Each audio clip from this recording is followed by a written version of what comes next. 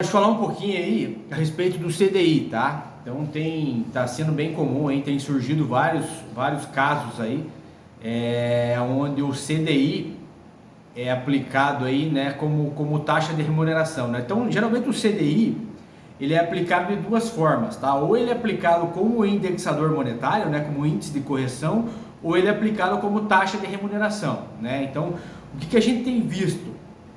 Geralmente a maioria dos contratos são contratos com cooperativas, tá? Então a cooperativa está fixando uma taxa, coloca lá uma taxa baixinha, 0,25, 0,30, somado a 100% do CDI, né? Então você tem uma taxa de remuneração aparentemente baixa, mas você tem aí a volatilidade do CDI, né? Então o que tem ocorrido, né? Então todo mundo sabe aí que a gente vive aí uma alta, né, de juros, e o CDI ele acompanha, né, a taxa Selic, né? Então ao longo desses últimos meses aí, né, o crescimento foi bem significativo e isso acabou impactando nesses contratos, né? Então o cliente contratou lá há 2 anos atrás 0,25 mais um CDI lá que estava 0,30, então dava uma taxa de 0,5%.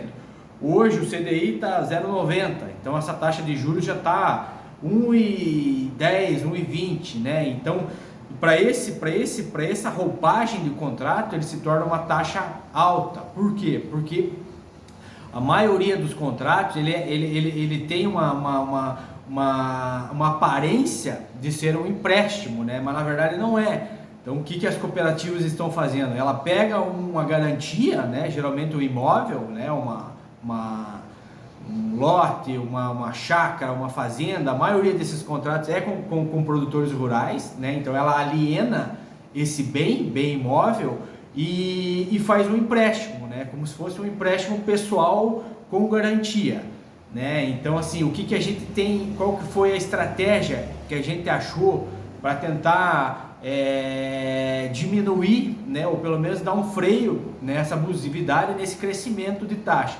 Então o que a gente faz? Como existe alienação de imóvel, alienação fiduciária de imóvel, a gente busca lá no Bacen a taxa média de mercado referente a financiamento imobiliário com taxa regulada, né? Embora não seja um financiamento imobiliário, mas ele tem esses contratos, como ele tem alienação fiduciária de bem imóvel, ele é muito semelhante, né? Se não for idêntico, né? Então é bem pertinente a gente buscar lá essa taxa e comparar, né, com a taxa que está sendo aplicada atualmente no contrato. Então o que a gente faz?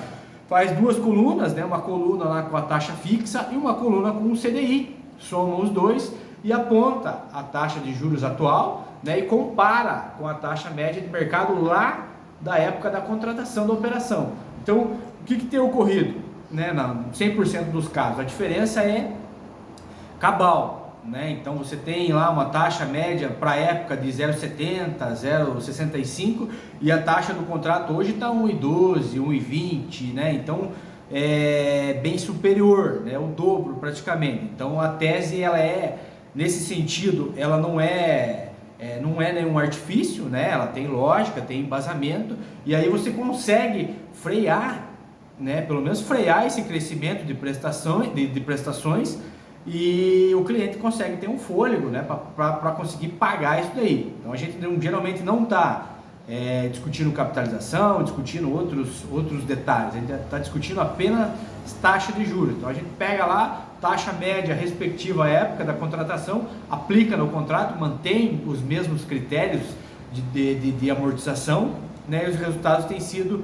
interessantes e o judiciário tem aceito isso, né? Porque quando você faz essa argumentação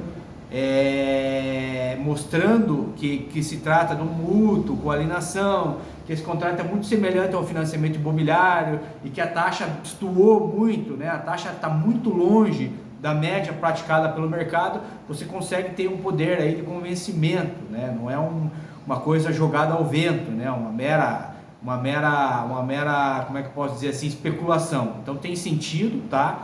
A gente tem tido resultados bons e cada dia tem surgido mais contratos nessa modalidade, né? Então o CDI sendo aplicado, né, sendo somado à taxa de remuneração do contrato, né? Então, assim, é uma estratégia, né, do credor, porque como o CDI ele acompanha a Selic, né, e a Selic, bem dizer, o custo de captação do recurso, ele se garante, né? Então ele tira o custo de captação, né, deixa ele fora e aplica ainda uma taxa de remuneração, né? Então ele é bem uma artimanha, né? Então, por mais que o custo de captação suba, né, ele está ali resguardado com aquela taxa fixa que vai remunerar o contrato e você passa, né, essa volatilidade para o consumidor final.